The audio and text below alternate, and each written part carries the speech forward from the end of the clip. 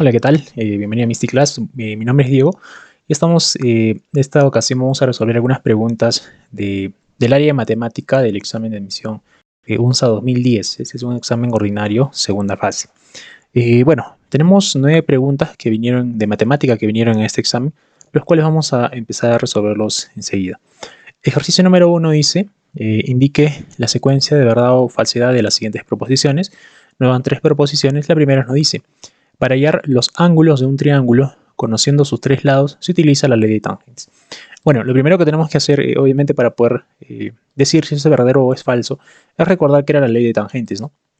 Recordemos que, por ejemplo, la ley de tangentes se aplica en ese caso para triángulos, y bueno, más o menos es de este formato. A ver, para el caso de la ley de tangentes, trabaja con 2 lados y en este caso 2 ángulos que son los opuestos a esos lados de los cuales estoy trabajando. Más o menos algo así. Vamos a hacerlo con color blanco para que se pueda apreciar. Muy listo. Vamos a colocar, por ejemplo, los vértices que van a ser A, B y C. Entonces, por convención, al frente de la mayúscula se coloca como lado A minúscula, frente de C mayúscula, C minúscula y por aquí B minúscula. Entonces, la ley de tangentes me dice lo siguiente, ¿no? Yo puedo tomar 2 lados consecutivos cualquiera, por ejemplo, puedo tomar A y B, ¿no? Y voy a trabajar con la suma de esos 2 lados y también con la resta, en este caso A menos B. Y eso vendría a ser igual. Lo demás que viene a la derecha es muy sencillo de recordar porque se llama ley de tangentes, porque bueno, es la división de 2 tangentes, ¿no? En este caso sería la tangente de una expresión, que ahora vamos a colocarla, sobre la tangente de otra expresión, que ahora también vamos a colocarla. ¿Qué expresión va ahí, profesor? Bueno, ambos es entre 2. ¿De acuerdo? Y lo que viene aquí es lo más sencillo porque simplemente son las letras que he colocado aquí, los lados que he colocado aquí, pero en mayúscula, ¿no? Entonces, si este es el lado A mayúscula, acá irá el ángulo A mayúscula y aquí el B mayúscula, ¿no? Acá lo mismo, pero acá está con resta, entonces acá vendría a ser A menos B. Eso me dice la ley de tangentes. Entonces es muy sencillo porque siempre los lados que voy a colocar en la parte izquierda lo coloco como ángulos en el lado derecho, ambos sobre 2, y bueno, una división de tangentes. A esto se conoce como la ley de tangentes. Entonces el ejercicio me dice, para hallar los ángulos de un triángulo conociendo sus 3 lados. Y entonces vamos a colocar que lo que se conoce en este caso son los 3 lados. Vamos a colocarlo encerrándolo, por ejemplo. Esto es conocido, esto es conocido y esto es conocido. Entonces el ejercicio me está preguntando si con esos 3 lados conocidos puedo calcular los ángulos solamente usando la ley de tangentes. Vamos a verlo. Si yo tuviera los 3 lados, yo podría calcular esta relación de A más B y este valor de A menos B. Eso de acá sería un valor conocido. Vamos por el lado de la derecha. Para el lado de la derecha hay un detalle. Yo voy a tener o necesito en este caso al menos uno de los ángulos A o B, ¿no? Porque si yo tuviera, por ejemplo, el valor de A, podría calcular el valor de B, ¿no? Como el lado izquierdo es conocido, entonces en el lado derecho, si yo tuviera el valor de A, podría calcular de B. O viceversa, si yo tuviera el valor de B, podría calcular el valor de A. Pero si yo no tengo ninguno de los dos, porque el problema no me está diciendo que yo tengo algún ángulo, ni tampoco me está diciendo que utilice otra herramienta para calcularlo, solamente la ley de tangentes, no podría. Sí o sí necesitaría al menos un ángulo para, en este caso, expresar el otro ángulo en función a los datos conocidos y ahí poder resolver. Pero no, sí o sí necesito, para el caso de la ley de tangentes, necesito tener al menos uno de los ángulos. ¿De acuerdo? Por lo tanto, esto de aquí no sería lo suficiente, sería falso, ¿de acuerdo? No, solamente con la ley de tangentes no, necesitaría recurrir a otra ley para poder calcular al menos uno de los ángulos y con eso yo calcular los otros ángulos. La segunda parte me dice, para hallar 2 ángulos de un triángulo, conociendo 2 ángulos y un lado, se utiliza la ley de senos. Bueno, muy parecido, vamos a recordar un poco lo que era la ley de senos.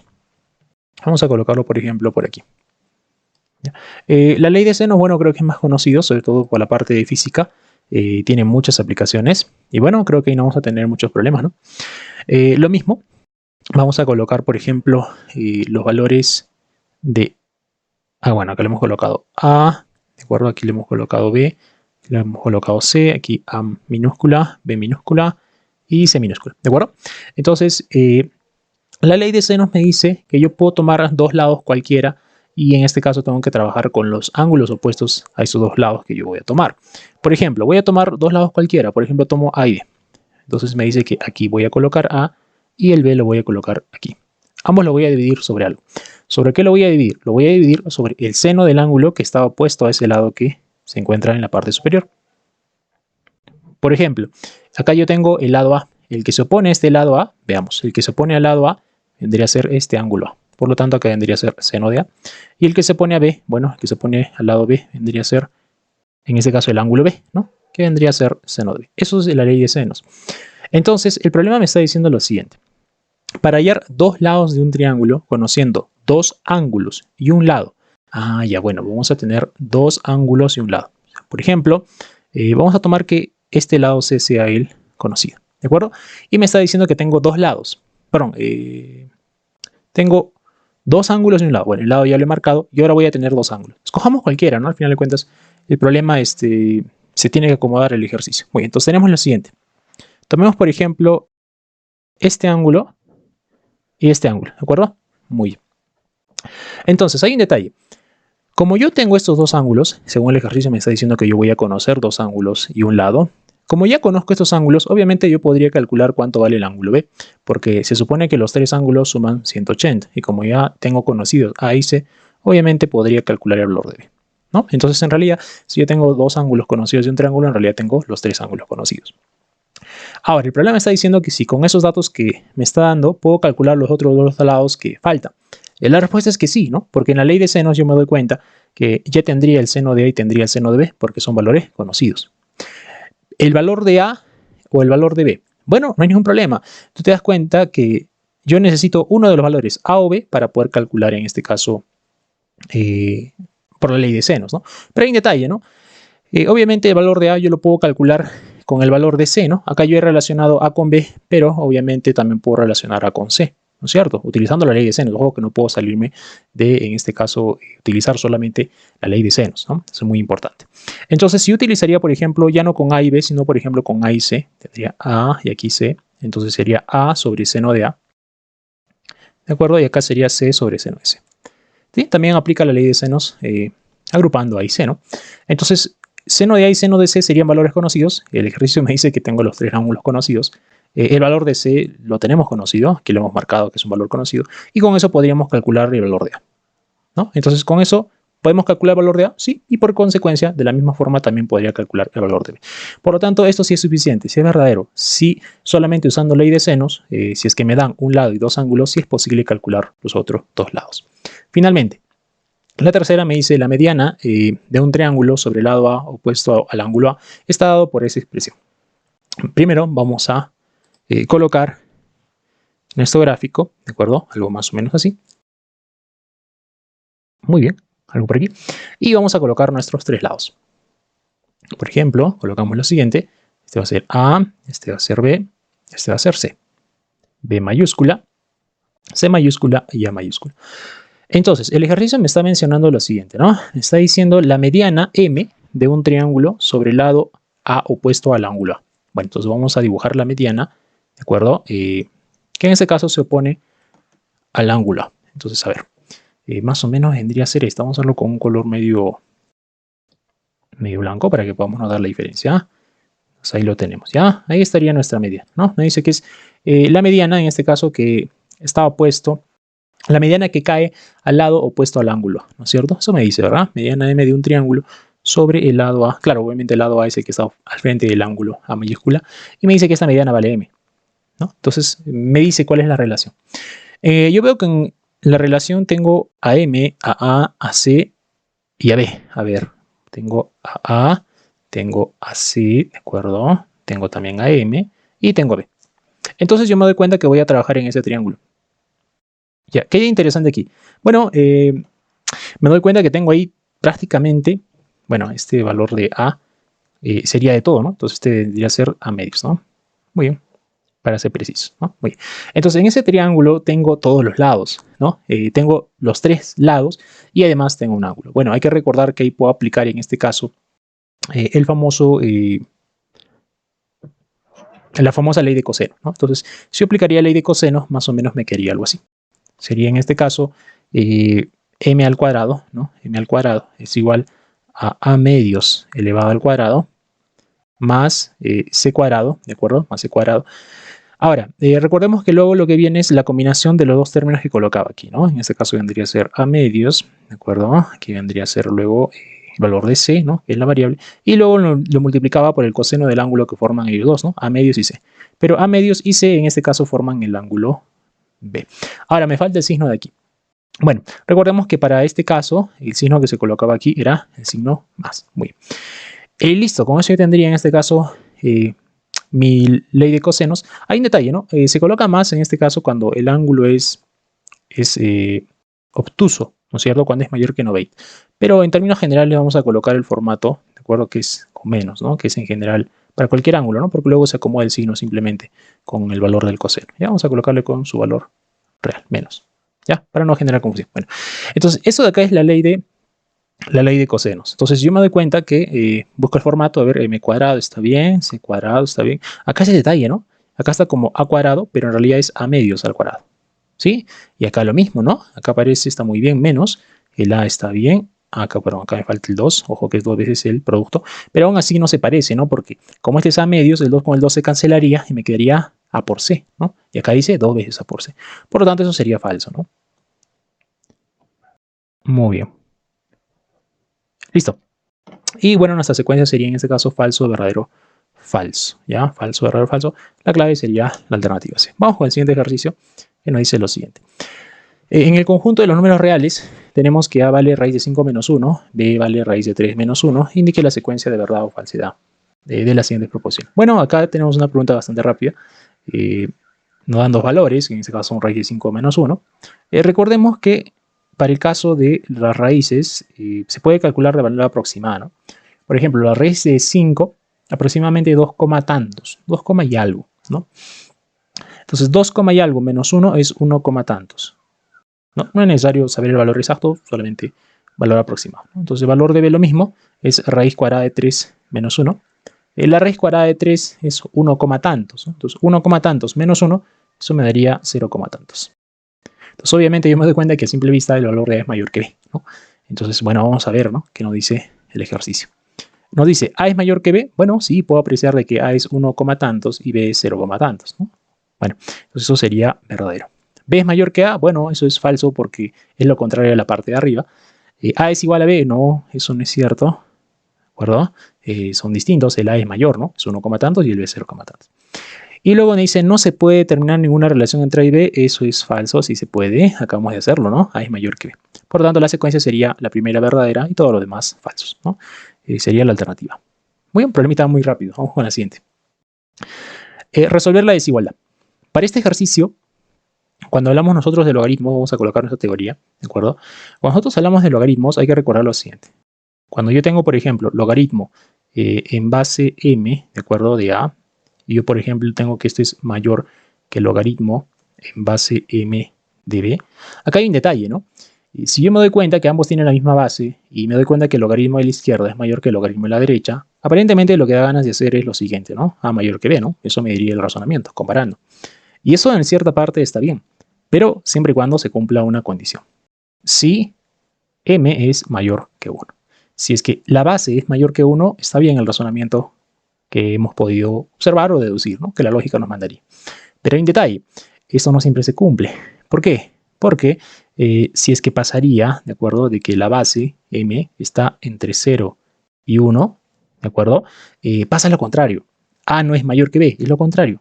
En este caso vendría a ser que B es el mayor que A. ¿De acuerdo? Muy bien, entonces hay que tener cuidado con eso, ¿ya? En caso de desigualdades con logaritmos, depende de la base.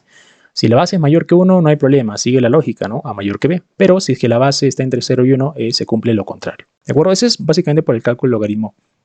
Ahí se puede mostrar fácilmente. Entonces me está diciendo resolver la desigualdad. Entonces, como primer punto, porque en logaritmos hay que tener mucho cuidado en varias cosas, como primer punto voy a fijarme en las bases, ¿no? Para ver en este caso quién es igual, ¿de acuerdo? O quién de repente no lo es. Muy bien, vamos a ver. Entonces tendríamos lo siguiente.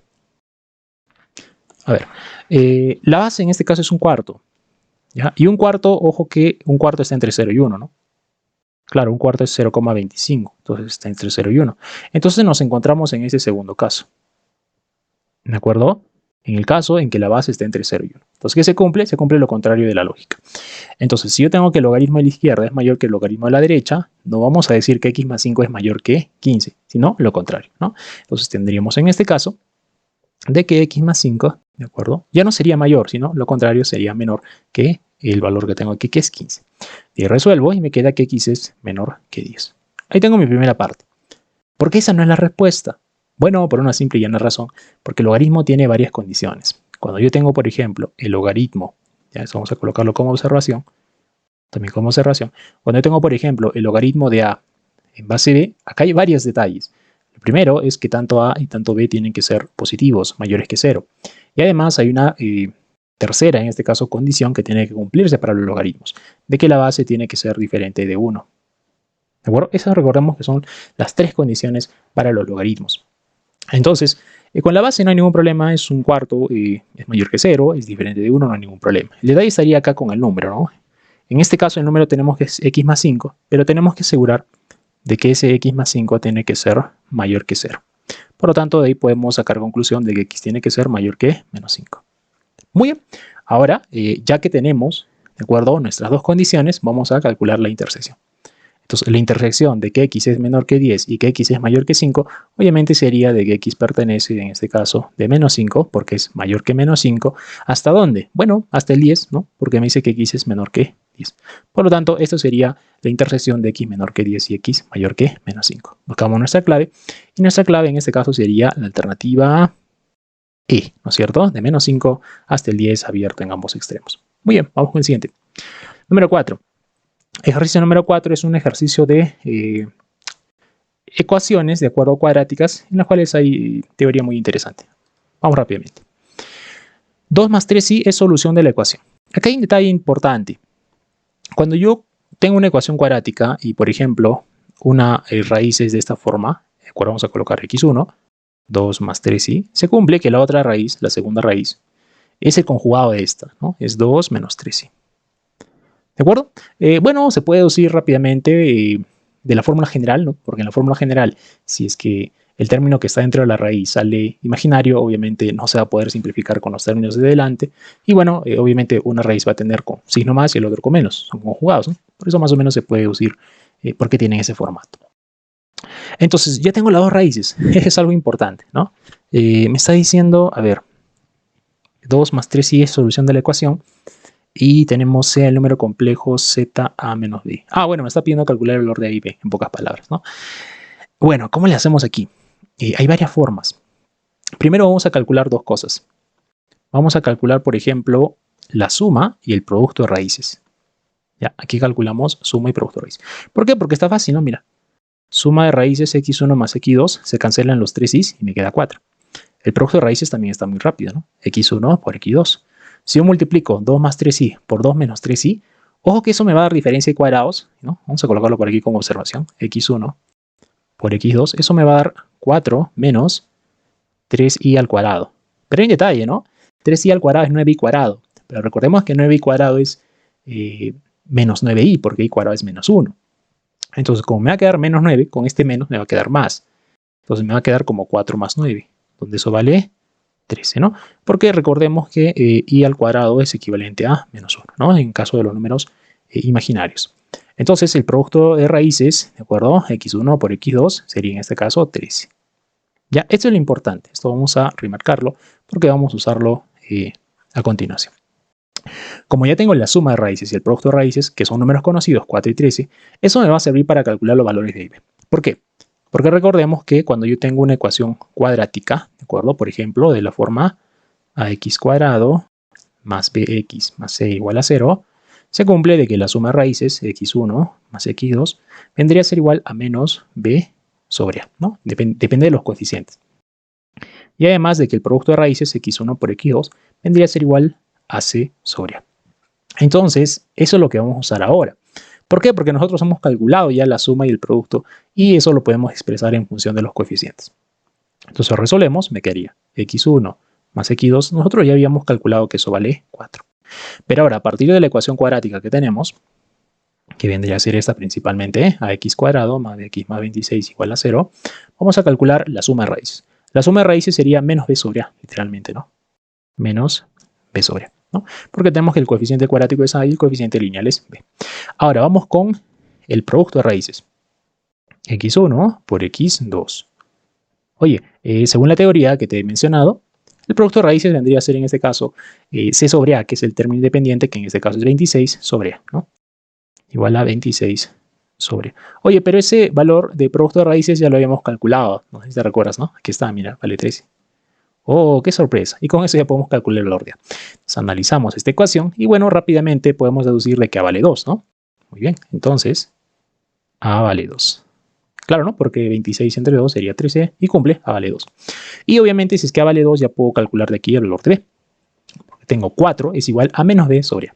Como A vale 2, entonces B tiene que ser negativo para que con ese negativo se convierta en positivo y la división salga más 4. Para ser exactos, en este caso el B tendría que ser menos 8, ¿verdad? Claro, ¿no? Para que sea menos 8, sea más 8, entre A que vale 2, 4 y cumpla la ecuación. Entonces, con eso ya calculamos el valor de B y calculamos el valor de A. El ejercicio nos está diciendo calcular Z, ¿no? Z era esto, ¿no? Era A menos B por I. Pero el valor de A lo hemos calculado, vale 2. B por I, B acabamos de calcular que es menos 8, ¿no? Entonces va a ser menos 8. ¿no? Y bueno, según el ejercicio I. Entonces, con eso ya tendríamos el valor de Z, sería 2, menos por menos me da más, que vendría a ser 2 más 8i. Por lo tanto, nuestra respuesta Misty-Class, vendría a ser la alternativa 2 más 8i, alternativa E. ¿Ya? Muy bien, vamos con el siguiente ejercicio. Número 5. Tenemos un trapecio ABCD. Las bases AD y BC miden 3 y 1. Ya. Recordemos que para el caso de un trapecio, se cumplía en este caso de que las bases, ¿de acuerdo? Tenían que ser paralelas, ¿no? Muy bien, algo más o menos algo así. Vamos a colocar acá nuestro pequeño gráfico. Muy bien, aquí está nuestro amigo trapecio. Aquí está, ¿no? Los dos lados del trapecio. Y vamos a colocar las bases, ¿no? Recordemos que las bases cumplían esa pequeña peculiaridad de que tenían que ser paralelas, al menos para el caso del trapecio, ¿no? Vamos a colocarlo por aquí. Muy bien, y luego lo colocamos por acá. Listo, ahí tenemos nuestro trapecio que nos menciona el ejercicio, ¿ya? Nos dice, vamos a colocarle A, B y C, ¿no? Vamos a ver. Coloquémosle las bases AD y BC miden 3 y 1. O sea, AD y BC son las bases. Entonces, más o menos tendría que ser algo así, ¿no? A ver, tendría que ser A, B, C y D. Y ahí cumpliría, ¿no? Que BC es base y AD también es base. Bueno, te está dando la distancia, ¿no? Dice que BC vale, bueno, obviamente 1, que es el menor, ¿no? Y AD tendría que ser el mayor, que es 3. Luego dice, sí, está bien, ¿no? AD vale 3 y BC vale 1. Sí, muy bien. Luego dice, la altura AB mide 2. A ver, la altura AB mide 2. Eso es interesante. Claro, es que lo que pasa es que me dice que es un trapecio rectángulo. Y un trapecio rectángulo se cumple de que uno de los lados, ¿de acuerdo?, del trapecio es perpendicular a la base. Bueno, en este caso a las dos bases. ¿Ya? Entonces, según el ejercicio, eso tendría que ser así. ¿De acuerdo? Más o menos algo por ahí. ¿Ya? Tendría que ser perpendicular. Entonces cerramos nuestro trapecio. Muy bien, tenemos un trapecio especial, ¿no? Trapecio rectángulo. Entonces, este A tendría que estar más aquí. Vamos a colocarlo por aquí. Y vamos a borrar a nuestro amigo A. Listo. Ahora sí ya tenemos un buen gráfico. Entonces, según el ejercicio, esto vale 90 grados, ¿no? Listo. Y la altura B. Por eso decía altura B, ¿no? Porque la altura siempre es perpendicular al lado al que lo trazo. Dice que esto vale 2. Listo. Hallar la tangente del ángulo agudo formado por las diagonales del trapecio. A ver, la tangente del ángulo agudo formado por las diagonales del trapecio. Veamos, sería así, ¿no? Primero tendríamos que trazar, obviamente, las diagonales. Vamos a trazarlo, ¿te parece? ¿De acuerdo? Entonces vamos a colocar aquí nuestra primera diagonal. Y luego vamos a colocar nuestra segunda diagonal, ¿no? Más o menos sería algo así. Colocamos esto por aquí y esto por aquí. Muy bien. Entonces nuestras diagonales van a formar, en este caso, un determinado ángulo. Bueno, en realidad dos, ¿no? Un agudo y un obtuso. Pero al final de cuentas, si yo calculo cualquiera de ellos, igual ya tendría los dos ángulos. Bueno. Entonces me están pidiendo ya la tangente del ángulo agudo formado por esas diagonales. Bueno, por simple vista creo que ese sería el obtuso, ¿no? El agudo vendría a ser este de acá, ¿no? Que vamos a colocarle teta. Muy bien. Ya, profesor, ¿cómo le hacemos? Bueno, hay varias formas de poder hacer este ejercicio, ¿de acuerdo? Bueno, podemos hacerlo por geometría, podemos hacerlo por trigonometría. Primero vamos a colocar, ¿te parece? Un poquito más grande nuestro gráfico para que se pueda apreciar mejor, ¿ya? Vamos a ver, creo que si puedo ampliarlo, creo que no se va a poder. No, no se va a poder. Ya, bueno, vamos a dejarlo en ese gráfico nada más, ¿ya? Si vamos a tratar de sacarlo, nuestro gráfico. A ver, un momentito, vamos a tratar de colocarlo en este formato, ¿ya? A ver, muy bien. Muy bien, listo, vamos a seguir. Ya, pues, seguimos en el gráfico normal porque si no vamos a tardar un poco en esta parte. Ahora vamos a ver. Lo que vamos a hacer en este caso, en este ejercicio, como te dijo, vamos a hacerlo por geometría, también por trigonometría. En este caso vamos a hacerlo por trigonometría, me parece que está más rápido, ¿de acuerdo? Bueno, vamos a colocar algunos ángulos por ahí auxiliares. Por ejemplo, yo me doy cuenta que acá hay dos triángulos rectángulos, ¿no? Primero tenemos ese triángulo rectángulo de aquí abajo, que vendría a ser el ABD, que tiene catetos 2 y 3, ¿no? Podría calcular la hipotenusa, no lo bloqueemos, no es necesario, al menos por ahora no. Y además, ojo que si acá es 90, aquí arriba también es 90, ¿no? Porque obviamente estos dos son paralelos. Entonces, como son paralelos, tendríamos en este caso de que al trazar esta recta, por simetría, ¿no? Por decirlo así, 90 y 90. Entonces, tenemos la siguiente. Acá también tenemos otro triángulo rectángulo, ¿no? Que vendría a ser el ABC, cuyo cateto es 1 y 2, ¿no? Entonces, podríamos calcular también esta diagonal AC. No es necesario, de acuerdo, por ahora no, al menos si lo vamos a hacer por trigonometría no es necesario. Vamos a colocar dos ángulos, mira. Vamos a colocar este ángulo, por ejemplo, que va a ser alfa. Y vamos a colocar otro ángulo que vendría a ser este de aquí. ¿De acuerdo? Que vamos a colocarle gamma. Entonces, tú te das cuenta que en ese triángulo que se ha formado de alfa, gamma, y acá tengo el ángulo exterior teta, por geometría, la suma de dos internos te da un externo, ¿no? Entonces nosotros tendríamos aquí de que alfa más gamma es igual a teta. Además tenemos algunos datos. Por ejemplo, tenemos la tangente de alfa, ¿no? Según el gráfico, la tangente de alfa sería un medio, ¿no? ¿Sí? En el triángulo ABC. Además, también tendríamos la tangente de gamma. La tangente de gamma lo calculamos en el triángulo ABD, ¿no? En ese triángulo ABD. Entonces, la tangente de gamma sería 3 medios. Muy bien. Entonces, tenemos la tangente de alfa, tenemos la tangente de gamma. Entonces, ¿podríamos calcular la tangente teta? Sí, que justamente es lo que me están pidiendo calcular. Entonces, vamos a aplicar acá el ángulo compuesto para la tangente, ¿no? Vamos a recordarlo primero. La tangente de alfa más gamma. ¿De acuerdo? Recordemos que eso se calcula como la tangente de alfa más la tangente de gamma. Y nada más. No, mentira. Pareciera, ¿no? Pero se divide entre 1 menos el producto de las tangentes, ¿no? Tangente de alfa por la tangente de gamma. Reemplazamos, porque obviamente este valor es conocido, ¿no?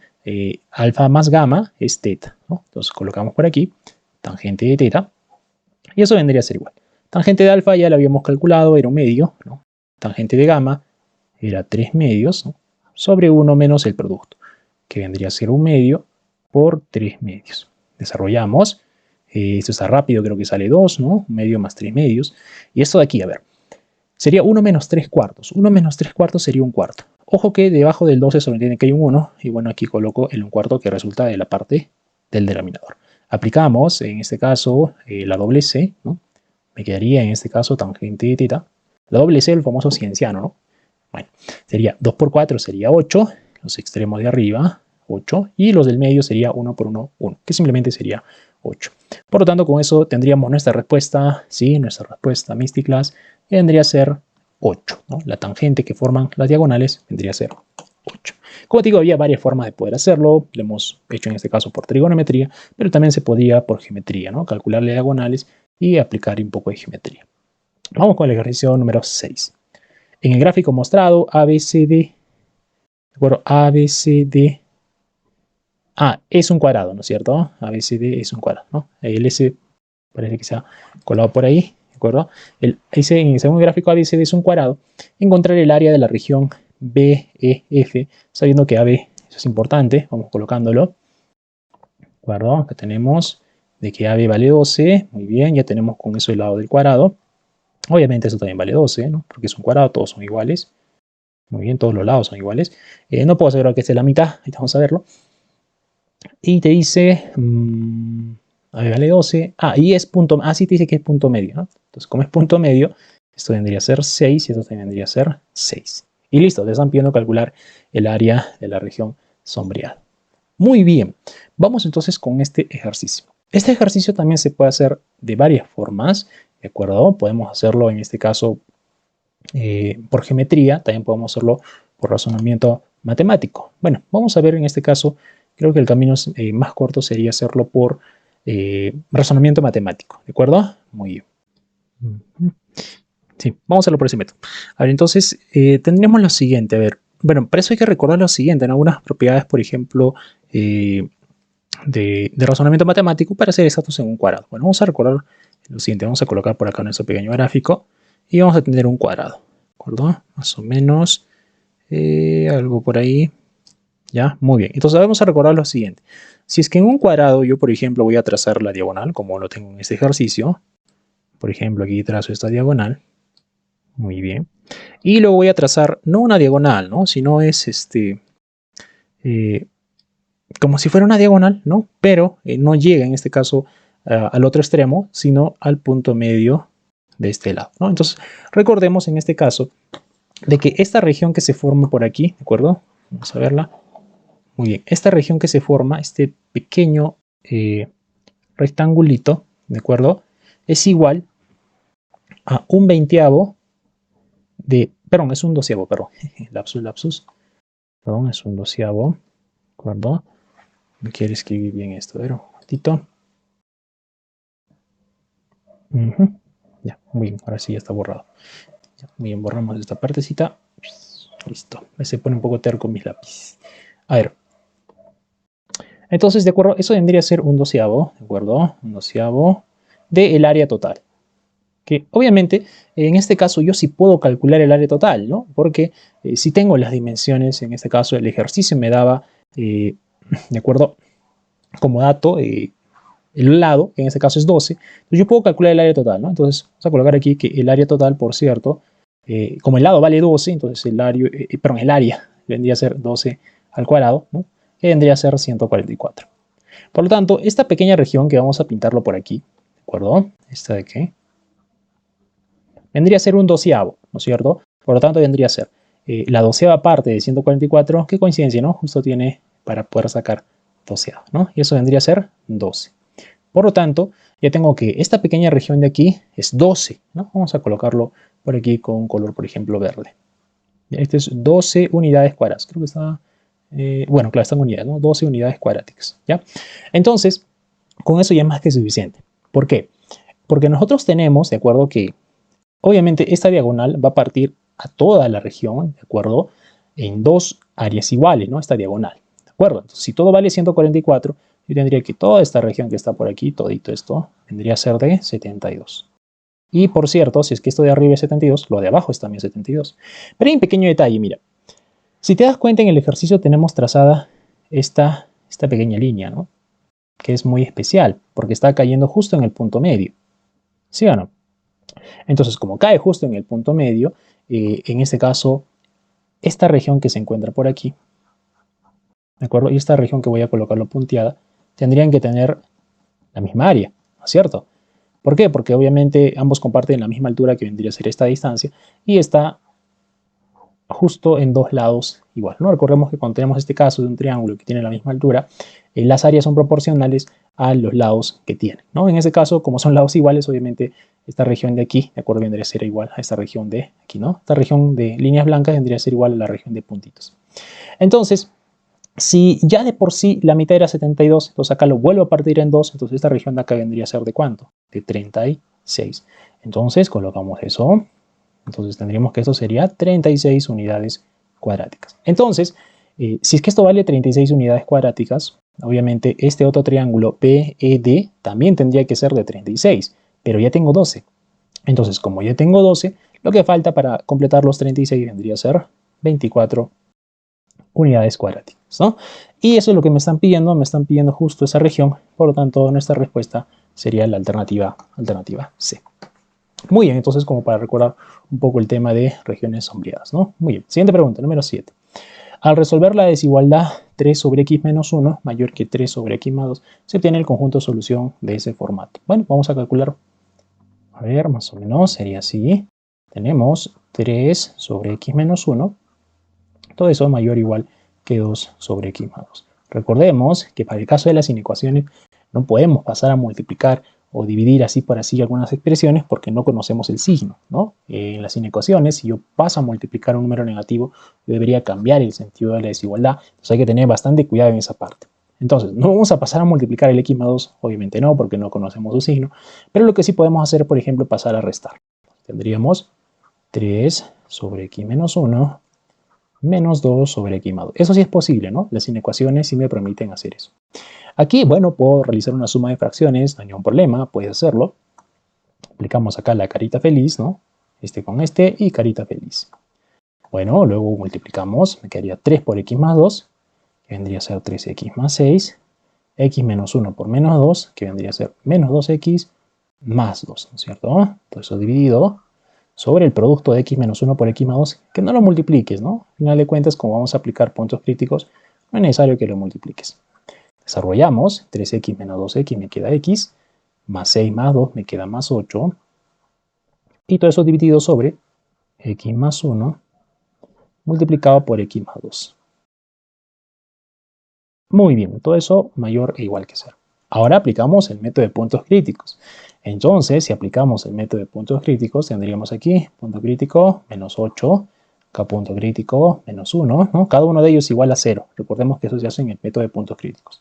X más 2 igual a 0, sería x igual a menos 2. Luego, lo siguiente que teníamos que hacer en el método de puntos críticos era en este caso dibujar nuestra recta numérica, que vamos a colocarlo por aquí. ¿Listo? Y bueno, ubicamos, ¿no? Que está siempre el menos infinito, el más infinito, el menos 1 está por aquí, perdón, el menos 2 está por aquí y el menos 1 está por aquí, ¿no?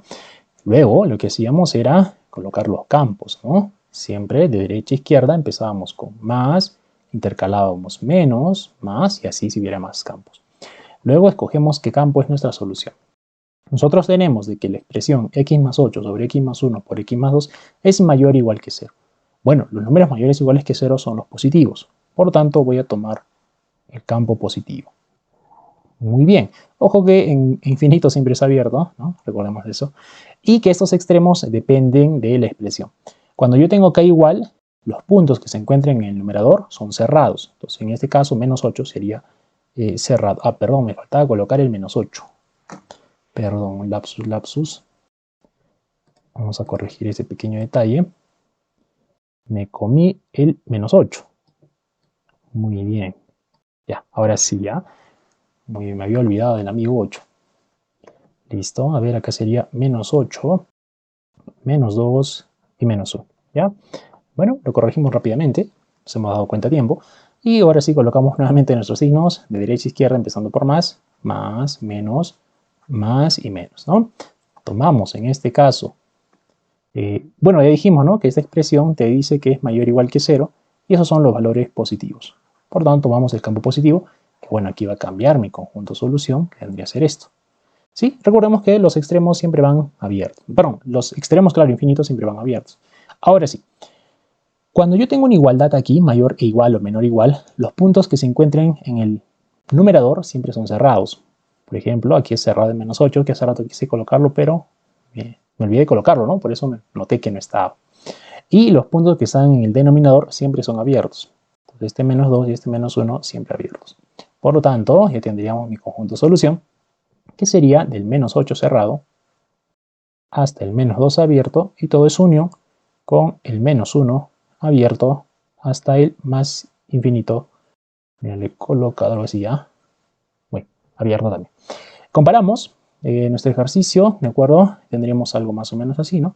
Tendríamos menos A, menos B, acá bueno es abierto, esta es otra simbología de abierto, ¿no?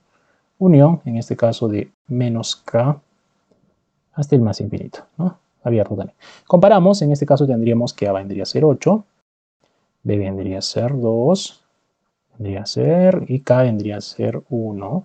Y bueno, ya tenemos esos valores. Nos piden A menos B elevado a la K. A ver, A menos B sería en este caso 8 menos 2 elevado a la K, que vale 1, ¿cierto? Eso sería A menos B elevado a la K, que es lo que me están pidiendo. Por lo tanto, 8 menos 2 es 6, y el 6 elevado a la 1 simplemente sería 6. Muy bien, tendríamos nuestro ejercicio. Seguimos. Vamos con otro. Número 8, ¿ya? Solo nos faltan 2 ejercicios más y terminamos esta primera parte. Tenemos lo siguiente. La expresión x a la m más y a la n es divisible entre x a la r menos y a la s. Ya. Esto de acá es el tema de cocientes notables. Este es muy importante. A ver, x a la m más y a la n, ¿de acuerdo? Sobre x a la r menos y a la s. Entonces, acá tenemos dos opciones. La primera es recordar los 4 casos que se presentaban en el tema de cocientes notables y la segunda es deducirlo, ¿ya? Vamos a deducirlo, porque te dice que esta expresión x a la m más y a la n dice que es divisible. Entonces, como es divisible por este número x a la r menos y a la s, quiere decir que el residuo es 0. Eso significa divisible, ¿no? Que es una división exacta. Entonces, como es una división exacta, el residuo es 0. Ahora, recordemos el método para poder calcular el residuo en la división de dos expresiones algebraicas. Entonces, el método, recordemos que es el teorema del resto, esto se igualaba a 0, ¿no? No sé si lo recuerdas. Eso me decía el método de teorema del resto. Entonces, si igual a 0, x a la r, me quedaría y igual, x a la r, perdón, igual a y a la s. Ahora, ¿qué hacemos? Vamos a despejar, por ejemplo, el valor de x. X vendría a ser igual a y elevado a la s sobre r. ¿Y qué hacemos con eso? Bueno, recordemos que en el método, ¿de acuerdo? En el método del teorema del resto, para calcular el residuo, que por cierto tiene que ser 0, lo que se hacía, una vez que igualabas a 0 el denominador, la expresión que te queda, se reemplazaba en este caso en el numerador. Entonces reemplazamos en el numerador, vamos a colocar que esto sea t, ¿de acuerdo? Y vendría a ser igual lo siguiente. X, pero x tenemos que es y elevado a la s sobre r, ¿no? Más, en este caso, y a la e. Y acá hay un pequeño detalle, ¿no? Nosotros nos damos cuenta, ¿de acuerdo? Nos damos cuenta de que esta expresión tiene que ser 0. Entonces, ¿qué hacemos? Bueno, hay varias formas de hacerlo. Podemos razonarlo desde este punto o de repente podemos, ¿cómo se llama? Despejar, ¿no? Bien. A ver, vamos a hacerlo, no me falta ningún término, ¿verdad? A ver, siempre tengo temor de que me haya olvidado colocar algún término. Está bien, ya la R.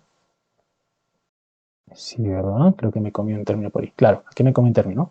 Claro, porque estoy reemplazando x es y a la s sobre r, ¿no? Pero tengo x a la m. Sería este elevado a la m, ¿no? ¿Sí? Parecía medio raro que no apareciera el m. Bueno, ahora sí. Listo. Entonces me queda lo siguiente. Me va a quedar que 0 vendría a ser igual a y, ¿de acuerdo? A la s por m sobre r. Y todo eso más y a la e. Muy bien, ahora sí, ya tengo relacionado mis 4 valores, ¿no? En este caso, que son S, M, R y N. Ahora, bueno, vamos a despejar aquí qué condición tiene que cumplirse, ¿de acuerdo? Para que sea un cociente notable y, bueno, en este caso que el residuo sea 0, ¿de acuerdo? Para que sea una división exacta. Entonces, igualamos, ¿no? Me quedaría en este caso, esta con más pasa con menos, me quedaría menos y a la n, tendría que ser igual a y elevado a la s por m sobre r, ¿ya? Y aquí está el detalle, ¿no? Yo me doy cuenta aquí de que si yo tengo aquí este valor y, y yo tengo este valor y, por por ecuaciones exponenciales, ¿no? Cuando yo tengo, por ejemplo, un número, por ejemplo, a a la n, bueno, obviamente donde si este valor de a es positivo, esta expresión a a la n, ¿de acuerdo? Siempre resulta ser mayor que 0, ¿sí? O sea, todo número elevado a cualquier potencia, si la base es positiva, siempre es mayor que 0. Entonces, acá hay un pequeño detalle, ¿no? Yo me doy cuenta de que tengo el negativo de este número, ¿no? Que es un número elevado a la n, y me doy cuenta que esto siempre va a salir positivo. Y además este número y elevado a la s por m sobre r también siempre va a salir positivo. Entonces yo tengo menos un positivo va a ser igual a un positivo, no, eso no va a ser posible, ¿no? Por lo tanto, esto de acá no podría ser un cociente notable. ¿De acuerdo? Muy bien.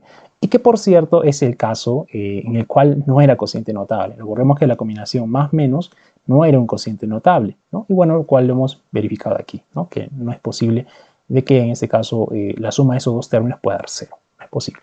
Por lo tanto, esto de acá no es un cociente notable, ¿de acuerdo? Nunca va a dar 0, por lo tanto, esa división. Vamos con el número 9. Número 9, un problemita un poquito más rápido. Tenemos ahí esa expresión que parece un poco larga, por cierto,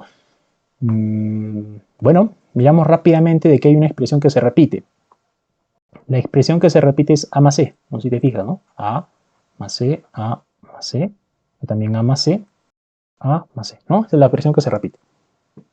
Esa expresión que se repite vamos a colocarle un valor cualquiera, M, vamos a hacer un cambio de variable.